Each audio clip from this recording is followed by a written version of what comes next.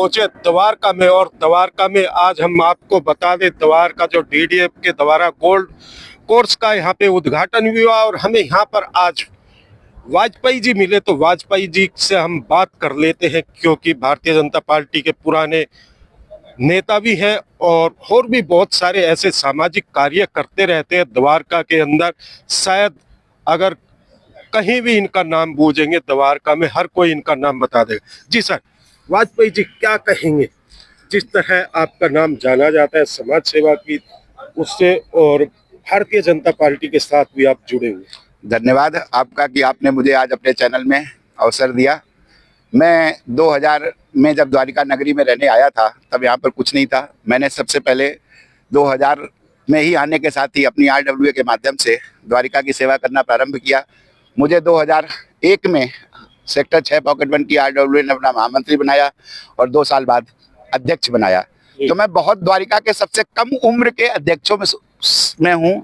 फिर द्वारिका की सोसाइटियों को, DDA फ्लैटों को खासतौर पर, DDA फ्लैटों की हमने 2003 में एक ज्वाइंट फ्रंट बनाई। उस समय बहुत समस्याएं थी। हमारी प्रॉपर्टी टैक्स की बड़ी समस्या थी कि हमारा प्रॉपर्टी टैक्स 12-12 हज़ार, 15-15 हज़ार द्वारिका की सोसाइटियों को आ रहा था, और बसंत विहार की कोठियों का प्रॉपर्टी टैक्स 3-4 हज़ार था। तो हमने द्वारिका में यूनिट एरिया पद्धति लाने के लिए सबसे बड़ा आंदोलन चलाया, हर सोसाइटियों में सभा करी। फिर द्वारिका में पानी की समस्या थी, अभी भी है, वो समस्या आम आदमी पार्टी के टाइम में और बढ़ गई है। तो पानी की समस्या बहुत थी, मुनक कैनाल का पानी लाने का प्रयास किया, और तब से आज भी मैं RWA के माध्यम से और भारतीय जनता पार्टी के भी RWA सेल के माध्यम से, भारतीय जनता पार्टी के RWA सेल का प्रदेश का उपाध्यक्ष हूं, और अपनी RWA का सबसे पहले तो सेक्टर 6 की RWA का मैं अध्यक्ष हूं। DP वाजपेयी जी, अगर हम द्वारका की बात करें, क्योंकि 98 से आप द्वारका में रह रहे, मगर 2024 आ गया, कितना बदलाव। क्योंकि हम देख रहे कि आजकल द्वारका में स्पोर्ट को लेके या अन्य ऐसी यहाँ पे स्टेडियम बनाए गए, तो मेरे को लग रहा है शायद दिल्ली में अगर कोई सी और जगह हम जाते हैं, वहां से ज्यादा जो विकास कार्य द्वारका के अंदर नजर आ रहा है। अपना द्वारिका दिल्ली का गौरव नहीं, मैं कहता हूँ भारत का गौरव है, क्योंकि लघु भारत का स्वरूप है। यह मिनिएचर इंडिया है। यहाँ पर भारत के विभिन्न प्रांतों से आकर लोगों ने इसको अपना घर बनाया है। हिमाचल प्रदेश से लोग आए हैं, यहाँ पर हरियाणा से लोग आए हैं, यहाँ पर उत्तर प्रदेश से लोग आए हैं, पूर्वांचल से भी लोग आए हैं, उत्तराखंड के लोग आए हैं, आसाम के प्राग ज्योतिषपुर अपार्टमेंट है। तो चूंकि लघु भारत का स्वरूप है इसलिए, और मोदी जी की स्कीम में, हमारे यशस्वी प्रधानमंत्री मोदी जी की और बहन कमलजीत शेरावत जी की स्कीम में, क्योंकि बहन हमारी जो सांसद हैं अभी वो भी इसी क्षेत्र से आती हैं, तो हम लोगों ने द्वारिका को चमकाने का पूरा प्रयास किया है। और जैसे अभी यशो भूमि बनाई, आज अभी आप गोल्फ कोर्स का जिसके उद्घाटन में खड़े हुए हैं, बहुत सारे स्पोर्ट्स फैसिलिटीज के लिए भी बने, क्योंकि हमारे द्वारिका के लोग स्पोर्ट्स वगैरह में भी बहुत भाग लेना चाहते हैं। तो 4 नए स्पोर्ट्स कॉम्प्लेक्स आ रहे हैं, अर्बन एक्सटेंशन रोड बनाया गया है, और अभी कई सारे इंफ्रास्ट्रक्चर के प्रोजेक्ट्स आने हैं, क्योंकि डबल इंजन की सरकार चाहिए। पिछले बार की सर डबल इंजन की आप बात करें, अभी दिल्ली में चुनाव की घोषणा तो नहीं हुई, मगर आम आदमी पार्टी ने अपने 70 के 70 उम्मीदवारों की घोषणा कर दी। कहीं ना कहीं कांग्रेस ने 20-21 उम्मीदवारों की घोषणा कर दी, मगर भारतीय जनता पार्टी ने अभी तक नहीं की। मगर जिस तरह दिल्ली का माहौल देखा जा रहा है, उसको लेकर आप क्या कहेंगे? कितनी फैसिलिटी दिल्ली के अंदर नजर आई 10 साल में? 10 साल में केजरीवाल ने पूरे दिल्ली की व्यवस्था को ध्वस्त कर दिया है। बिजली फ्री और पानी फ्री के नाम पर आज जनता, हमारी सोसाइटियों की जनता, DDA फ्लैटों की जनता, बाकी भी जो जे क्लस्टर्स की जनता है और जो अनराइज कॉलोनीज की जनता है, वो भी त्रस्त है कि जो कहता था 200 बिजली फ्री और बिल आ रहा है, जिसको फ्री कह रहा था 2000 रुपए का बिल आ रहा है, और हमारे फ्लैटों का बिल 12,000, 15,000, मेरा तो 18-18 हज़ार रुपए का बिल आ रहा है, जो आज तक कभी ना तो हम इतनी बिजली की यूनिट कंज्यूम करते हैं ना इतना, तो बिल में गड़बड़। पानी कहीं भाई साहब एक बात और जोड़ कर दूं, पानी का बिल जो है भाई साहब 31,000 रुपए का बिल आया है मेरा। मेरे यहाँ बुजुर्ग वरिष्ठ नागरिक रो रहे हैं कि पानी का इतना बिल कैसे भरेंगे वो। मगर दिल्ली के पूर्व मुख्यमंत्री तो कह रहे कि मत भरो, हमारी सरकार फिर आएगी, हम माफ कर। तो भाई तूने दिया क्यों?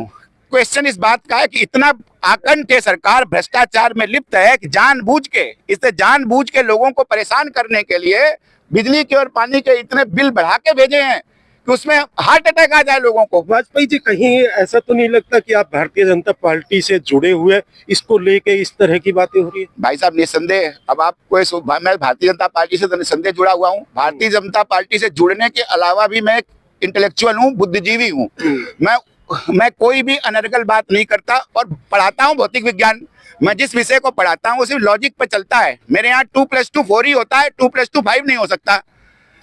तो मैं लॉजिक के ऊपर बात कर रहा हूँ और मैं किसी से भी शास्त्रार्थ करने के लिए, बहस करने के लिए तैयार हूँ। जो कहता है इसने काम किया है वो मेरे साथ बहस कर ले। अच्छा, दिल्ली के पूर्व मुख्यमंत्री ने एक और घोषणा कर दी, जैसे वो 6 रेवड़ी की तो बात करता है, महिलाओं को 2100 रुपए, ऑटो वालों की बेटियों को शादी पे 1 लाख, इंश्योरेंस भाई 5 साहब लाख का बीमा, आपने इसको लेके क्या लग रहा है? दिल्ली बदलेगी फिर? आपने बहुत शानदार प्रश्न पूछा है। और अगर उसको इस सब में वो सरजी है, मैंने एक नारा लिखा है, सरजी है मक्कार, जिसको मक्कार ही करना है, झूठ ही बोलना है। आप बताइए, उसने पंजाब में भी तो यही कहा था ना, 1000 रुपए दिए, दे पाया हो तो? और जो ये आम आदमी के हित की योजना है, ये श्री लक्ष्मी की योजना है, ये तो हमारे महाराष्ट्र सरकार ने भी करी है।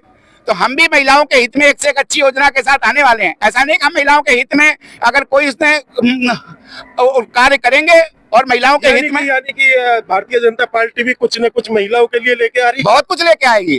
अगर कब तक? अगर हमारे समाज की जनसंख्या 50% से ज्यादा महिलाओं की है, 50% हमारी आबादी मातृशक्ति की है, तो निस्संदेह मातृशक्ति के लिए हमारे पिटारे में भी बहुत सारी योजनाएं हैं।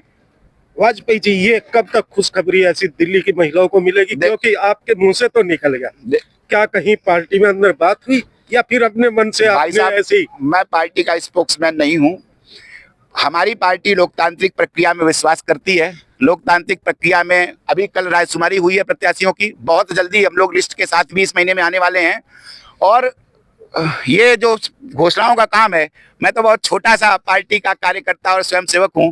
पार्टी के अध्यक्ष जी के मुंह से ही आप अच्छी सूचनाएं सुनेंगे, क्योंकि अभी हम लोग मैनिफेस्टो का कार्यक्रम पूरे दिल्ली भर से लोगों का विचार ले रहे हैं। लेकिन एक बड़ा विचार आया है हमारे पास भी, बड़ी दिल्ली भर से डिमांड आ रही है कि महिलाओं के लिए, युवाओं के लिए, यानी कि जो पार्टी के कार्यकर्ता है या पदाधिकारी है, उन्होंने ये प्रस्ताव भेजा, पार्टी तो दिल्ली की जनता को क्या कहेंगे? क्योंकि 2000 जिस तरह आम आदमी ने तो 70 की 70 विधानसभा में चुनाव की घोषणा नहीं हुई, उम्मीदवारों की घोषणा होती जा रही, तो दिल्ली की जनता को क्या संदेश होगा वाजपेयी जी की तरफ से? भाई साहब, इस बार दिल्ली की जनता ने दिल बना लिया है, हृदय बना लिया कि भारतीय जनता पार्टी भारी बहुमत से आ रही है, जन आकांक्षाओं को प्रेजेंट कर रही है।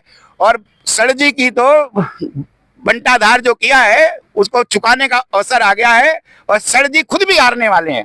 सर जी कौन है? ये सर जी, ये सर जी नहीं है, सर जी हैं वो। मैं उनको सर जी बोलता हूँ और उनकी पार्टी का नाम मैंने रखा है चतुर कौआ पार्टी। ये CKP है, चतुर कौआ पार्टी। उसमें जितने भी हैं सब चतुर कौए के बराबर हैं। तो ये बहुत दिन तक मूर्ख नहीं बना सकते। एक व्यक्ति एक बार मूर्ख बनता है, बार बार मूर्ख नहीं बन सकता जी। चलिए, ये थे हमारे साथ वाजपेयी, DP वाजपेयी जी, और इनसे हमने आज खास बातचीत की और इन्होंने दिल्ली सरकार की भी बात की और उनकी पोल भी खोली और आने वाले चुनाव में भारतीय जनता पार्टी महिलाओं के लिए या अन्य और क्या क्या लेके आ रही ये भी इन्होंने बताया। चलिए, फिर दोबारा मुलाकात करेंगे DP वाजपेयी जी से और जल्द ही कुछ नई चर्चा करेंगे। हर खबर से आजाद तुम। धन्यवाद।